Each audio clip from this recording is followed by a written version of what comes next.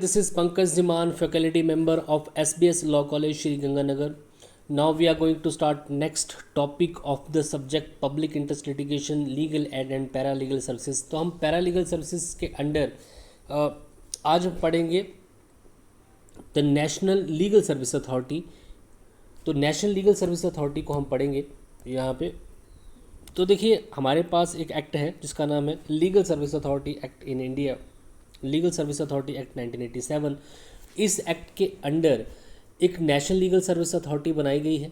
National legal service authority के कुछ functions बताए गए हैं, उनको हम यहाँ पे देखेंगे क्या क्या इनके कॉन्स्टिट्यूशन कैसे बनता है, कौन कौन से मेंबर यहाँ पे होते हैं, सेक्रेटरी मेंबर कौन होता है और क्या क्या काम जो है इनको दिए गए हैं. Basically national legal service authority का काम क्या है, पुअर, इलिटेट और जो लोग कोर्ट को अप्रोच नहीं कर सकते उनको लीगल सर्विसेज प्रोवाइड कराना ही इस पूरे लीगल सर्विस अथॉरिटी एक्ट 1987 का काम है. और इस एक्ट के थ्रू जो है इसकी बेटर फंक्शनिंग के लिए यहाँ पे नेशनल लेवल पे लीगल सर्विस अथॉरिटी बनाई गई है, स्टेट लेवल पे भी लीगल सर्विस अथॉरिटी बनाई गई है और डिस्ट्रिक्ट लेवल पे भी लीगल सर्विस अथॉरिटी बनाई गई है. तो नेशनल लेवल पे legal service authority national level पे लीगल सर्विस प्रोवाइड करती है, state legal service authority state level पे और डिस्ट्रिक्ट लीगल सर्विस अथॉरिटी जो है डिस्ट्रिक्ट लेवल पे जो है लीगल सर्विसेज और legal clinical aid, legal education, बड़े सारे जो है प्रोग्राम जो है रिलेटेड जो है लीगल सर्विस चलाती है फ्री लीगल एड प्रोवाइड करने के लिए पुअर एंड नीडी पर्सन के लिए. इसके अलावा कुछ कमेटी भी बनाई गई हैं इस एक्ट के अंडर, वो हैं supreme court legal service committee, high court legal service committee और ताल्लुक लीगल सर्विस कमेटी. तो नेशनल लीगल सर्विस अथॉरिटी है और इसके लिए कमेटी भी बनाई गई जो उनको सजेस्ट करेगी, वो है supreme court legal service committee. State legal service authority बनाई गई है, उसके लिए एक कमेटी भी बनाई गई है high court legal service committee. District level legal service authority के लिए भी एक कमेटी बनाई गई जिसका नाम है ताल्लुक लीगल सर्विस कमेटी. तो यहाँ पे अब हमारे पास जो क्वेश्चन है, तो लीगल सर्विस अथॉरिटी एक्ट 1987 के अंडर जो नेशनल लीगल सर्विस अथॉरिटी बनाई गई है उसके बारे में आपको यहाँ पे बताना है. तो section 3 of the act provides the national legal service authority. Constitution क्या है, कौन कौन से मेंबर यहाँ पे होंगे. The national legal service authority will be constituted by the central government and it will exercise such power and follow the duties which will be prescribed. तो national legal service authority बनाई जाती है, central government के द्वारा ये constitute की जाती है सबसे पहली बात, और वो सारे पावर काम जो इनको प्रेस्क्राइब किए गए वो सारे वो काम ये करते हैं. The constitution of national legal service authority will be comprise of the following. अब इस नेशनल लीगल सर्विस अथॉरिटी में मेंबर कौन कौन से होते हैं इसके बारे में बात कर लेते हैं. तो यहाँ पे chief justice of India chief होगा. इसके अलावा यहाँ पे सर्विंग और रिटायर्ड जज ऑफ द सुप्रीम कोर्ट, यहाँ पे क्या होगा, एग्जीक्यूटिव चेयरमैन होगा और कुछ अदर मेंबर्स यहाँ पे होंगे. द एग्जीक्यूटिव चेयरमैन जो है, ये जो एग्जीक्यूटिव चेयरमैन जो है will be appointed by the president with the consultation with the chief justice. तो एग्जीक्यूटिव चेयरमैन की जो अपॉइंटमेंट होगी वो हमारे देश का राष्ट्रपति करेगा after taking consultation with the chief justice. जो हमारे देश का मुख्य न्यायाधीश है उसकी कंसल्टेशन के बाद जो है एग्जीक्यूटिव चेयरमैन की अपॉइंटमेंट की जाएगी. अदर मेंबर जो है will be also appointed by the president. बाकी मेंबर्स की अपॉइंटमेंट भी प्रेसिडेंट ही करता है, लेकिन वो कंसल्ट करता है पहले चीफ जस्टिस के साथ, और इनकी क्वालिफिकेशन और कंडीशन ऑफ सर्विस जो है ये भी जो है सेंट्रल गवर्नमेंट ही डिसाइड जो है करती है. इसके अलावा यहाँ पे मेंबर सेक्रेटरी है. मेंबर सेक्रेटरी बहुत इंपॉर्टेंट रोल है क्योंकि ये सारा जितना भी एडमिनिस्ट्रेशन वर्क होता है इस नेशनल लीगल सर्विस अथॉरिटी का यही करता है. तो one member of the national legal service authority will be the member secretary. इन्हीं मेंबर में से जो अदर मेंबर्स आपके पास है, इन्हीं मेंबर से एक मेंबर जो होगा वो यहाँ पे मेंबर सेक्रेटरी बनेगा. Whose appointment will be done by the central government. इसकी अपॉइंटमेंट सेंट्रल गवर्नमेंट करेगी with the consultation with the chief justice. देश के मुख्य न्यायाधीश की कंसल्टेशन के साथ. क्वालिफिकेशन, कंडीशन और सर्विस एक्सपीरियंस ये भी सेंट्रल गवर्नमेंट ही डिसाइड करेगी. तो ये मेंबर सेक्रेटरी हो गया. देखिए member secretary will use the power and follow the duties which are prescribe the centre. Central government member secretary को जो भी पावर्स देंगे, जो भी ड्यूटीज़ असाइन करेंगे वो काम ये करेगा एग्जीक्यूटिव चेयरमैन के साथ. The tenure of service and service condition of the member and member secretary of the national legal service authority will be prescribe the central. ये कितना टाइम तक काम करेंगे, जितने भी मेंबर होंगे, मेंबर सेक्रेटरी होगा, ये जो है सेंट्रल गवर्नमेंट डिसाइड करेगी. स्टाफ, तो देखिए कोई भी एडमिनिस्ट्रेशन चलाने के लिए आपको स्टाफ की नीड पड़ती है. तो अपॉइंटमेंट ऑफ द ऑफिसर्स और employ in the adequate numbers will be made by the national legal service authority under the act. तो नेशनल सर्विस अथॉरिटी एक्ट के अंडर जो है नेशनल लीगल सर्विस अथॉरिटी के लिए कुछ स्टाफ की appointment भी यहाँ पे की जाएगी, उनको कुछ ड्यूटीज़ दी जाएंगी. Such appointment will be made by the central government. ये अपॉइंटमेंट करेगी इस अथॉरिटी के लिए with the consultation with the chief justice of India. And उनके मेंबर की salary allowance service condition of such staff will also be decided by the central government, और central government ही की salary allowances और service condition decide करेगी with the consultation of chief justice. इनका administration expenses क्या क्या होंगे, इनकी salary expenses allowances executive members के सैलरी पेंशन अलाउंसेस और other staff member national legal service authority के सारे ये जो हैं ये सेंट्रल गवर्नमेंट डिसाइड करेगी with the help of chief justice of India. All the other orders of the National Legal Service Authority Act will be authenticated by decided executive member और by officer authorize by the, जितने भी order national legal service authority देगी वो सारे authenticated माने जाएंगे और ये माना जाएगा ये सारे ऑर्डर एग्जीक्यूटिव मेंबर ने दिए हैं। Any action or proceeding of the National Legal Service Authority will not be considered be latent merely on the ground that the post was vacant for there was an error in the constitution।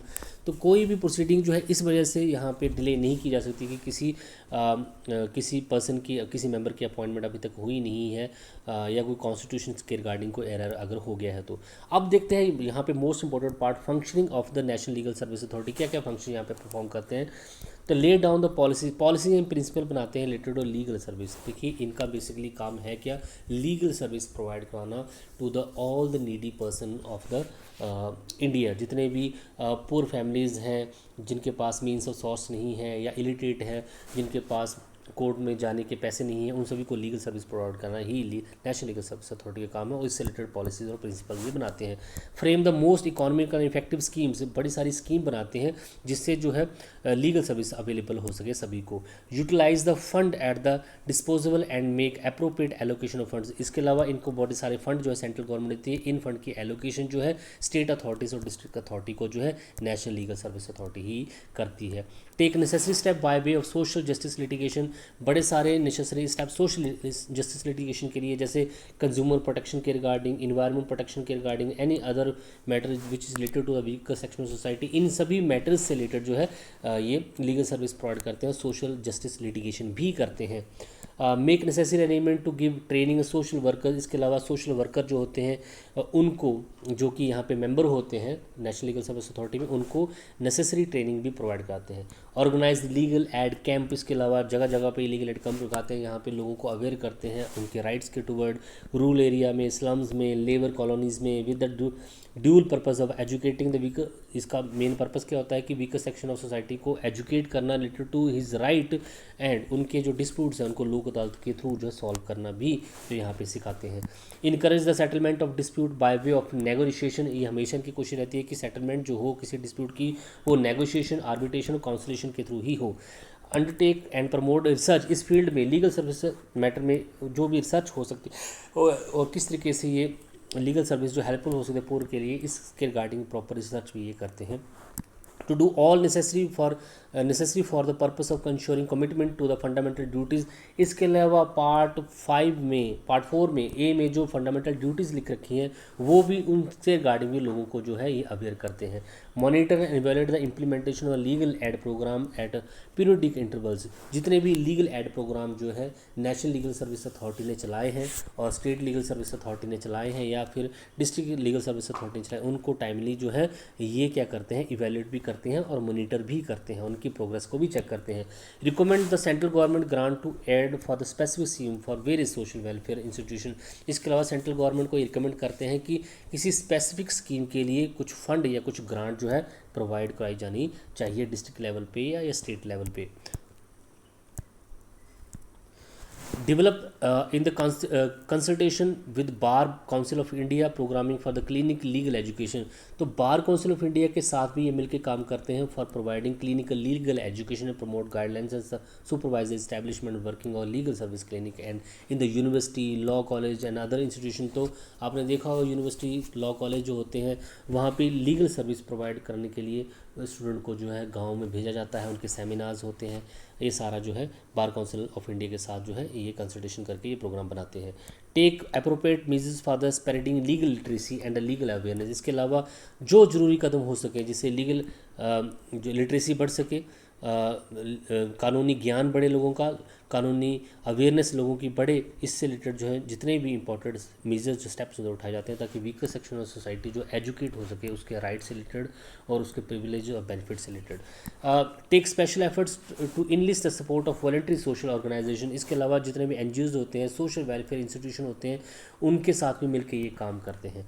Coordinate monitor the functioning of the, इसके अलावा ये सहयोग करते हैं और monitor करते हैं functioning of the state authority, जितनी भी आपने स्टेट लीगल सर्विस अथॉरिटी है और डिस्ट्रिक्ट लीगल सर्विस अथॉरिटी है। इसके अलावा supreme court legal service committee है, high court legal service committee है, ताल्लुक लीगल सर्विस कमेटी है, वॉलंटरी सोशल सर्विस इंस्टीट्यूशंस है, अदर लीगल सर्विस, इन सभी इंस्टीट्यूशन और कमेटी जो अथॉरिटीज़ जो भी हैं इनके साथ कोऑर्डिनेशन करती है, सहयोग मिलकर काम करती है और इनके काम को मॉनिटर भी करती है।